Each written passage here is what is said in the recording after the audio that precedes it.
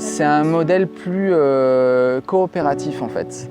C'est un modèle où on vient plus respecter le fait que on est des êtres de besoin et que donc quand on a tel type de comportement, en règle générale, ça vient répondre à un besoin. C'est pas pour autant qu'on va accepter le comportement qui est derrière. Ce serait comme de dire non, ne sois pas triste par exemple, ou ne sois pas en colère. Ne sois pas en colère. Notre enfant, je sais pas, il prend son assiette, il la jette par terre. Là, on a deux choses à distinguer. Bonjour Samson. Bonjour. Est-ce que Katia. tu peux te présenter pour les personnes qui ne te connaissent pas encore? Ouais. Alors donc moi je suis donc formateur depuis peu donc en approche Gordon. Donc c'est une approche en fait qui va soutenir un petit peu tout ce qui est communication bienveillante et efficace. Et donc je viens aussi juste là au début du mois de faire maintenant partie du CA de l'association des ateliers Gordon. Donc le en CA, France, c'est conseil d'administration de l'association, et je suis désormais président de cette magnifique association. Voilà. D'accord. Et du coup, comment t'en es venu aujourd'hui à faire cette approche Gordon? Si tu peux expliquer à des personnes qui ne connaissent pas du tout cette approche, en quoi ça consiste? En quoi ça consiste? Ouais. En fait, c'est des outils assez simples, tout du moins en théorie, et qui demandent à être évidemment affinés en pratique. Grosso modo, pour vraiment dire les choses en peu de temps, en étant concis, c'est à la fois des outils sur l'écoute de l'autre, donc l'écoute active. Quand l'autre, par exemple mon enfant ou mon conjoint ou un ami, rencontre des difficultés, comment en étant à son écoute, je peux le permettre de lui cheminer et résoudre ses problèmes, ses difficultés, simplement avec cette posture d'accueil et de reflet de ce qu'il est en train de vivre. Est-ce que c'est vraiment juste simplement une résolution de conflit ou Alors donc cet outil-là qui est l'écoute, c'est quand on va dire moi je suis dans le vert et l'autre personne est dans le rouge. Est-ce que tu peux expliquer ce que ça veut dire rouge et vert justement? Rouge et vert, c'est quand en fait moi je sens que je suis disponible, quand je peux justement accueillir l'autre. Là on va dire que je suis dans le vert. C'est-à-dire que tu te sens bien, que tu es plutôt dans des émotions agréables? Ouais, et je ne suis pas, on va dire, je ne me sens pas justement débordé par ces émotions, que ce soit d'ailleurs agréables ou désagréables. Quand je suis dans le rouge, c'est un moment où justement je ne vais plus forcément avoir accès à mon néocortex et je vais être plutôt en cerveau reptilien et je vais être soit dans des réactions en fait de lutte ou de fuite ou de repli face à certaines difficultés ou certains obstacles. Et c'est aussi des moments où je vais peut-être me sentir complètement envahi et débordé par certaines émotions. Et voilà. Et dans ce moment-là, évidemment, je ne vais plus pouvoir faire de l'écoute par rapport à l'autre. Oui, il ne faut pas que je me force à faire ça parce que ça ne va pas du tout être... On n'est pas du tout disponible à ce moment-là pour aider l'autre, écouter et du coup résoudre peut-être un éventuel conflit. Exactement. La posture d'agent d'aide, ça ne peut jamais être du 100% de mon temps. C'est pas possible. Et un des enjeux, c'est justement de venir repérer à quel moment moi je vais pouvoir être disponible et à quel moment je le suis pas. Et être au clair avec ça. Okay. Donc ça, c'est un peu les deux outils. Enfin, ça, c'est l'outil d'écoute. Le revers de ça, c'est quand moi, en fait, je suis dans le rouge. C'est-à-dire qu'il y a une situation qui pour moi, est pas OK. je fais face à un comportement que je considère comme inacceptable. Là, je vais être dans le rouge. L'autre est dans le vert parce que pour lui, peut-être que c'est complètement OK et qu'il se sent bien par rapport à ce qu'il est en train de faire. Comment je peux lui exprimer le fait que moi, je ne suis pas d'accord avec ça, sans être dans du jugement, sans être dans de la critique, donc dans une position où je parle de moi et je ne mets pas l'autre en cause. Donc c'est une manière de parler en évitant de blesser l'autre, mais une façon de s'exprimer qui peut permettre à l'autre de comprendre mieux ce qu'on ressent. Ouais, ça serait ça. Tout à fait. C'est plus être sur du factuel. Ce serait décrire en fait les circonstances. Est-ce que tu as un exemple, par exemple à donner?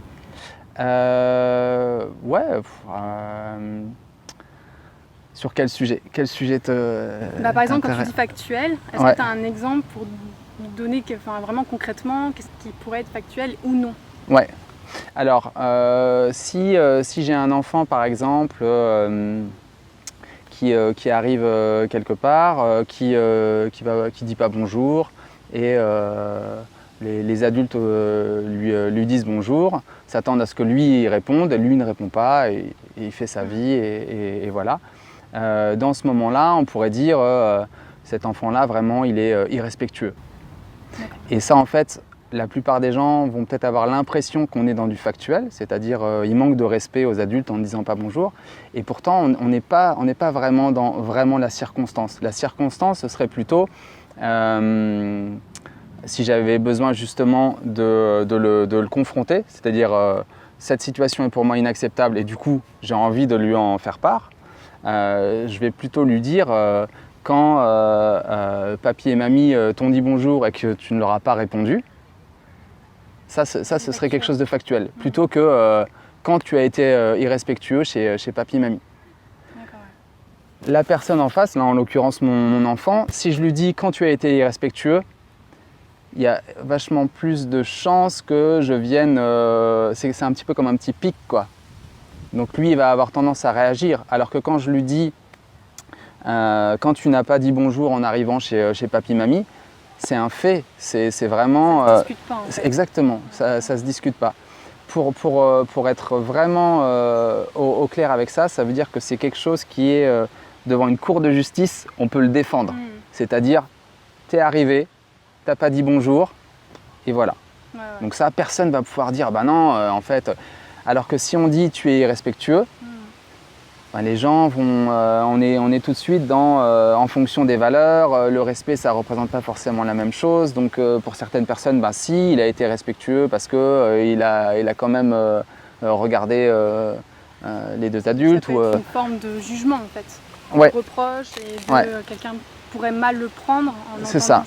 C'est ça. D'accord, donc le fait de donner des faits, ça permettrait justement de ne pas le recevoir comme un... Ouais, et je vais être plus solide derrière pour pouvoir dire à l'autre, voilà, ça c'est ce qui s'est passé, ça c'est les circonstances, et moi, par rapport à ces circonstances, je me sens comme ça. C'est-à-dire que j'ai ce ressenti-là, je me sens mal à l'aise parce que pour moi, cette valeur de respect, elle est importante, ou alors j'ai été vraiment surpris que tu ne leur répondes pas, ou alors... Et je vais ensuite parler vraiment de moi. En quoi, moi, ça te va pas. Ouais, ça me convient pas. Et du coup, en fait, cette approche Gordon, c'est vraiment quelque chose qui t'a permis d'avoir une éducation différente auprès de mes enfants. De tes enfants, ouais. Et même peut-être avec d'autres personnes. Comment t'en es venu à t'intéresser à ce genre d'approche, d'une autre manière d'éduquer? Ouais. Ça m'est pas venu par... c'est venu par hasard et pas par hasard. C'est le fait de rencontres. En fait, je visitais donc une école Montessori. Je m'intéressais à ça, donc à des méthodes qu'on dit un peu alternatives de scolarité pour mon enfant. Et je suis tombé justement sur un formateur à cette approche qui faisait une petite conférence sur place, gratuite. Et donc on a décidé de suivre ça. On était deux, ma femme et moi, la conférence. D'accord. Et dans le ouais. conférence. c'est ça. Et donc on a été vraiment, ça nous a directement percuté. Enfin, ça a vraiment fait sens pour nous. Ça a été un déclic. Ouais. Quel a été le déclic dans cette conférence? Est-ce qu'il y a une phrase, un mot, des mots qui t'ont vraiment interpellé ou... Je ne saurais pas dire si c'est des mots en particulier, c'est plus une approche qui est une approche... Moi, ce qui me parlait déjà beaucoup à l'époque, c'est une certaine forme d'horizontalité, c'est-à-dire dans les relations humaines. Moi, ça ne me parle pas trop quand il y a de la verticalité. Une hiérarchie? Ouais. Donc là, tu parlerais de relations égales à égales? Ouais. Et j'ai l'impression que ce que toi tu appelles hiérarchie, ça peut aussi être dans les relations entre donc les adultes et les enfants. Mm-hmm. Il y a cette verticalité-là et moi, ça ne me parle pas. Ouais. Et justement, chez Gordon, il y a vachement plus cette idée d'horizontalité et de respect de ce qui se passe chez l'autre en fait. Même si on est des personnes différentes et même si en l'occurrence le cerveau est à des stades de maturation différentes, pour autant l'autre reste une personne et du coup ressent le même type de besoins. On a tous, ça c'est des choses qui sont un peu universelles chez l'humain, on répond tous à des besoins et nos comportements, nos actions viennent juste être des conséquences de « je veux nourrir tel besoin ». C'est pas par rapport à une différence d'âge qu'on va avoir des besoins différents, on a vraiment une égalité à ce niveau-là, c'est ça que tu veux dire? Ouais. Et donc pour moi, c'est important que dans les relations, cette chose-là, elle soit respectée quelque part. Sinon, ça ne fonctionne pas. D'ailleurs, on en vient au fait que tu as un doctorat en sciences cognitives. Ouais, et tout à fait. Est-ce que ça t'a permis d'apporter quelque chose dans ton éducation, dans une autre manière d'éduquer? Alors, les sciences cognitives, c'est une approche que j'ai découverte pendant mes études.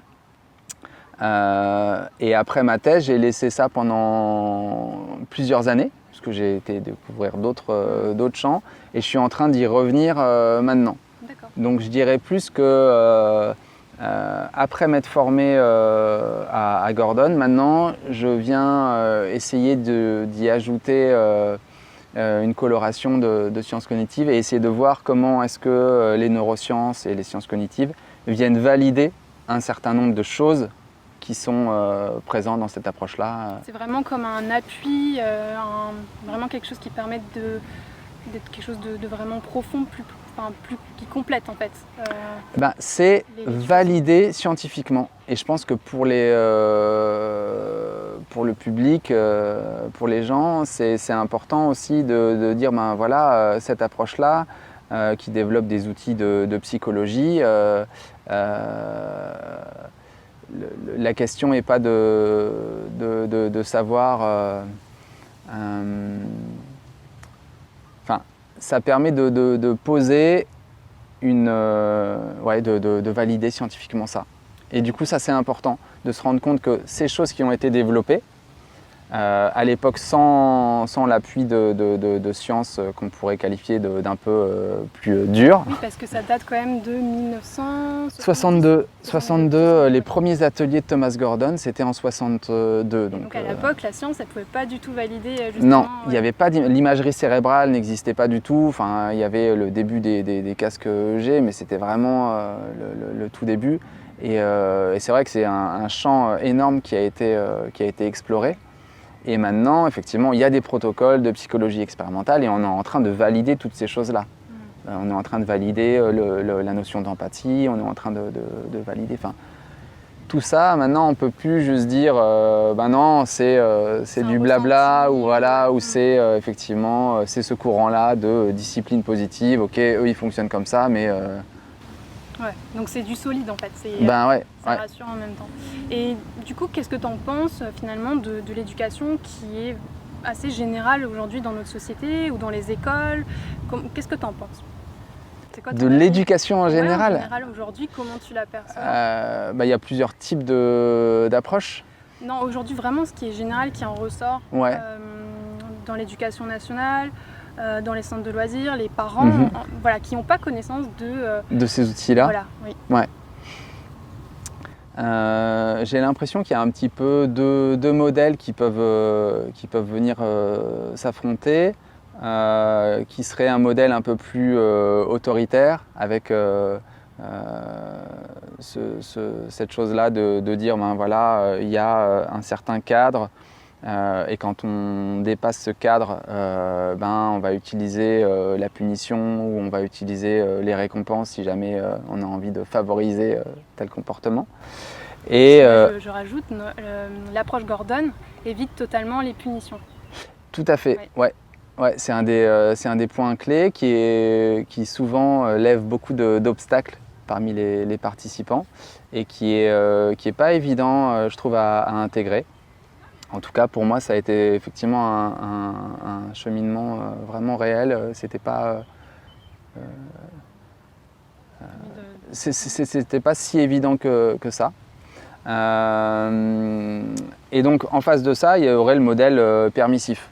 Sachant que, grosso modo, je ne sais pas, mettons qu'il y a peut-être 80% des gens qui, en règle générale, sont plutôt sur un modèle un peu autoritaire, et 20% plutôt permissif. Et sachant qu'on peut aussi voguer de l'un à l'autre et avoir des moments où on est complètement permissif, et puis des moments où non, là, ça a dépassé notre seuil d'acceptation, et donc là, on est dans... Et du coup, on ne sait pas trop comment faire finalement. Ouais. Soit autoritarisme, soit finalement permissif. Ouais, c'est ça, laxisme. Avec les deux. Et donc cette approche-là de Gordon, ce qu'elle propose, c'est une sorte un petit peu de troisième voie. Et cette troisième voie, ce serait de dire que on peut, avec donc cette horizontalité dont je parlais au début, on peut réussir à dire à l'autre quand il fait des comportements, enfin quand pour nous ce qu'il fait c'est inacceptable. Donc quand on voit dans notre fenêtre de perception donc un comportement inacceptable, et on peut aussi être à l'écoute des difficultés qu'il est en train de vivre. Ce serait une espèce de jongler entre les deux, qui éviterait... C'est un modèle plus coopératif en fait. C'est un modèle où on vient plus respecter le fait que on est des êtres de besoin, et que donc quand on a tel type de comportement, en règle générale, ça vient répondre à un besoin. C'est pas pour autant qu'on va accepter le comportement qui est derrière. Ce serait comme de dire non, ne sois pas triste par exemple, ou ne sois pas en colère. Ne sois pas en colère. Notre enfant, je sais pas, il prend son assiette, il la jette par terre. Là, on a deux choses à distinguer. On a le fait que lui, il est dans un état émotionnel de colère. Et ça, en fait, on ne peut pas lui dire « ne sois pas en colère ». C'est juste son corps qui est en train d'exprimer cette chose-là. Lui, il n'a pas de maîtrise là-dessus, il n'a pas de contrôle, et on ne souhaite pas, enfin, on ne peut pas avoir de contrôle là-dessus. On peut se rendre compte « ah ben tiens, je suis dans un état de colère », et puis essayer de switcher dans un autre état, mais quand elle vient, la colère, il n'y a rien d'autre à faire que de l'accueillir. Par contre, le fait qu'il jette son assiette, ça, on ne va pas être OK avec ça. Et donc, on a besoin de lui dire, on a besoin de le confronter là-dessus, on a besoin de lui dire, OK, je vois que